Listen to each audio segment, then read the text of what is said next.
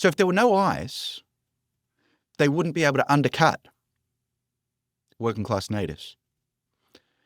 The threat of ICE gives the employer greater bargaining power against one set of low-income workers, illegal immigrants, but not against another.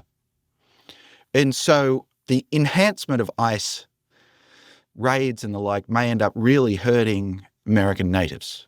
I don't think any of what we're saying is something to be celebrated, though. And I get that we're sort of moving away from the economics of it. But what we're kind of describing is a more profitable class of citizen because it's treated as a subclass of citizen, i.e. not a citizen. I mean, we're saying, oh, it's great. I just don't love the argument of illegal immigration is great because we don't have to pay them their Social Security and give them the same rights as every other American. I found everything Scott said fascinating and didn't want to be drawn into agreeing.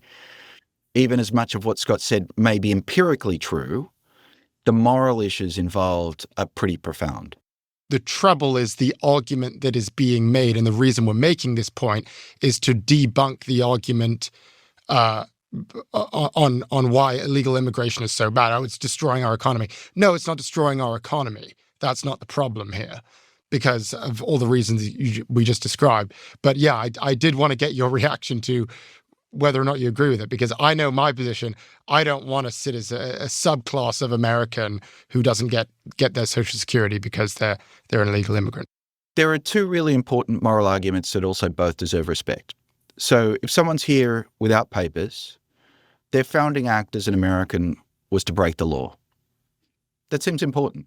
Yeah. If someone has been raised here since age 3, the idea that their founding act as an American was to break the law is absurd. Yeah, it's an important distinction. I assume that you think tariffs are bad for our economy. If you want to qualify that, go ahead. So I'm just going to assume that you think it's bad. The only other argument then for tariffs has been that it is a negotiating tactic to make deals.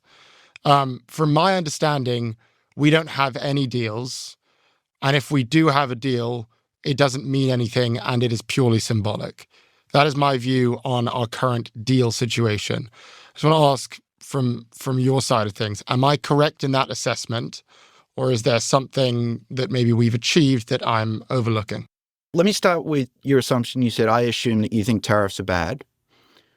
Doesn't matter what I think on that, because even if I thought they were good, chaotic tariffs set at absurd rates that change every second or third day are bad.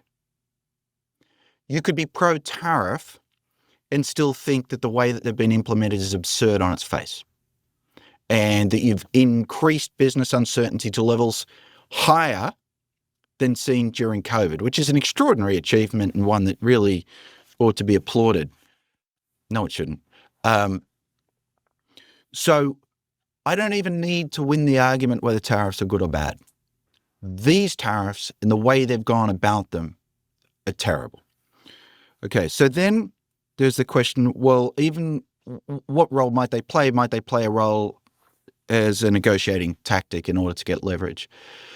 When President Trump wants leverage over President Xi of China, he could first of all impose a 145% tariff on Americans who import stuff from China and then meet with President Xi. Or he could just meet with President Xi and say, by the way, I have the ability to raise tariffs to 145%. Which one of those gives you more leverage? I think they're identical. The only thing that's different is that in the path that Trump chose, he implemented chaotic tariffs that have hurt Americans enormously. Second thing, when you're thinking about leverage is a lot easier to think about if you think what we're doing is tariffing China. But we're not. We're putting a tariff on Americans who buy goods from China. And I think the mental model lots of people have in the back of their mind is, we send them soybeans and they send us iPhones. But that's not the reality. The reality is that trade is a lot in intermediate inputs. That in order for an iPhone to get built, an idea goes over there, and then we get chips from over here, and then there's tiny screws go in China and so on. Once you realize that, then you start to look at what we actually import from China. What we import is a tremendous amount of equipment.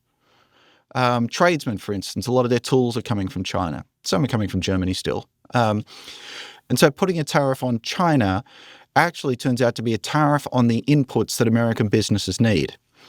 And if that's the case, then what we're doing is we're making it so that every business in the world can get access to low-cost inputs from China except America, where as of now the tariff rate's 30%.